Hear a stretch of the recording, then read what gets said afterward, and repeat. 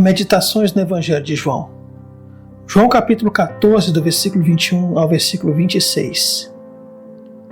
Aquele que tem os meus mandamentos e os guarda, esse é o que me ama. E aquele que me ama será amado por meu Pai, e eu também o amarei e me manifestarei a ele.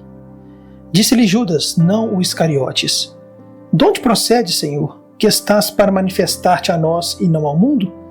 Respondeu Jesus: Se alguém me ama, guardará a minha palavra, e meu Pai o amará, e viremos para ele e faremos nele morada. Quem não me ama não guarda as minhas palavras, e a palavra que estáis ouvindo não é minha, mas do Pai que me enviou. Isso vos tenho dito, estando ainda convosco.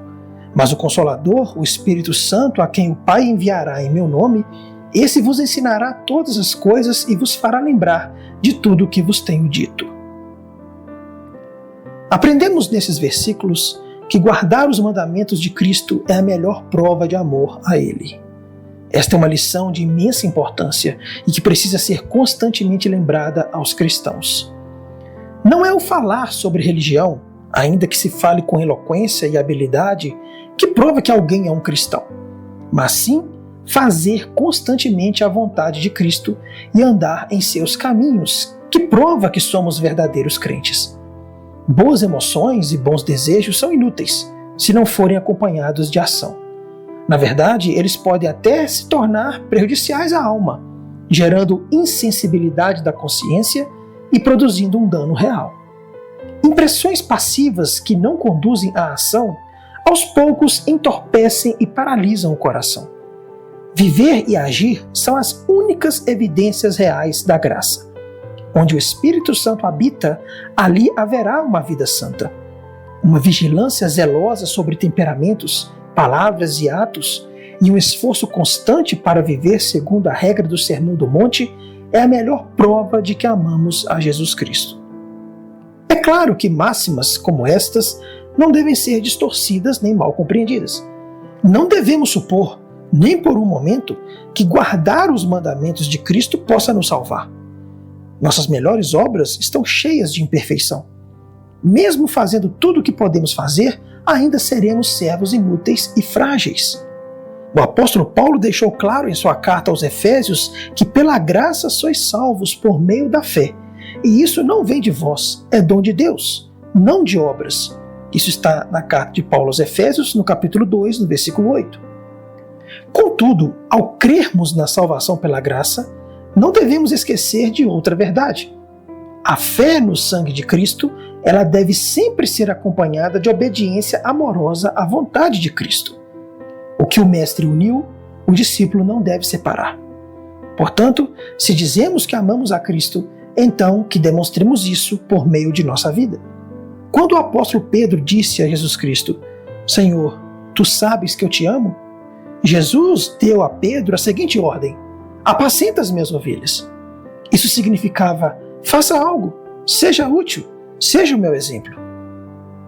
Em segundo lugar, nós aprendemos que há consolações especiais reservadas para aqueles que amam a Cristo e provam isso guardando as suas palavras. O Senhor Jesus fez a seguinte promessa a todo aquele que o ama e obedece a sua palavra: meu Pai o amará, e viremos a ele e faremos nele morada. O pleno significado dessa promessa, sem dúvida, é algo profundo. Nós não temos condições para sondá-lo plenamente. É algo que ninguém pode compreender, exceto aquele que o recebe e o experimenta.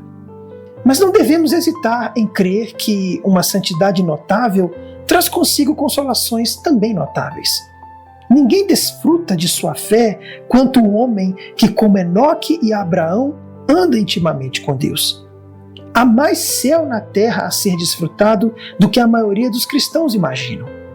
O salmista deixou isso bem claro quando ele escreveu o verso 14 do Salmo de número 25. O segredo do Senhor é para os que o temem, e ele lhes fará saber a sua aliança.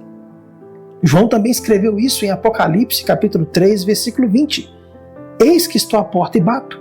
Se alguém ouvir a minha voz e abrir a porta, entrarei em sua casa e cearei com ele e ele comigo. Promessas como estas certamente significam algo e não foram escritas em vão.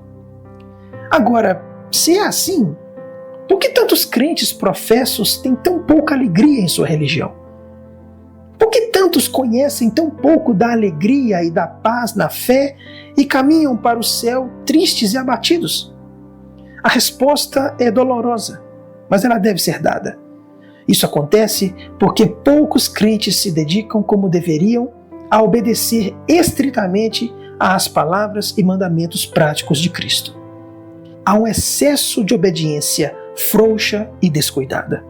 Os crentes se esquecem que, embora as boas obras não podem nos justificar, elas não devem ser desprezadas. Portanto, que essas coisas penetrem profundamente o nosso coração. Se quisermos ser plenamente felizes, devemos buscar ser plenamente santos. Por fim, aprendemos que uma parte da obra do Espírito Santo é ensinar e trazer à lembrança as coisas de Deus. Está escrito: o Consolador vos ensinará todas as coisas e vos fará lembrar de tudo quanto vos tenho dito. Restringir essa promessa apenas aos 11 apóstolos, como alguns fazem, parece um modo estreito e insatisfatório de interpretar as Escrituras. Na verdade, essa promessa vai muito além do dia de Pentecostes e do dom de escrever os livros inspirados da Palavra de Deus. É mais seguro, mais sábio e mais coerente entender esta promessa como propriedade comum de todos os crentes, em todas as épocas do mundo. O Senhor conhece a ignorância e o esquecimento que caracterizam nossa natureza nas coisas espirituais. Ele declara graciosamente que, ao deixar o mundo, seu povo terá um mestre que os lembre de tudo. Nos dias de hoje, nós sentimos certa ignorância espiritual? Nós reconhecemos que, mesmo em nosso melhor estado, nós sabemos em parte e vemos em parte? Diante disso, nós desejamos compreender mais claramente as doutrinas do Evangelho? Então, oremos diariamente pela ajuda do Espírito Santo, porque Ele é o que nos ensina. Sua função é iluminar a nossa alma, é abrir os olhos do nosso entendimento e guiar-nos em toda a verdade. Ele pode tornar os lugares escuros em luz e os caminhos ásperos em suavidade. Nós achamos que a nossa memória é fraca sobre as coisas espirituais? Nós percebemos que, embora leiamos e ouçamos, parece que esquecemos tão rápido do que aprendemos? Se é assim, oremos diariamente pela ajuda do Espírito Santo. Ele pode trazer aquilo que precisamos à nossa lembrança. Ele pode fazer-nos recordar as coisas antigas e as novas. Ele pode manter viva em nossa mente toda a verdade e todo o dever cristão, tornando-nos prontos para toda boa palavra e boa obra.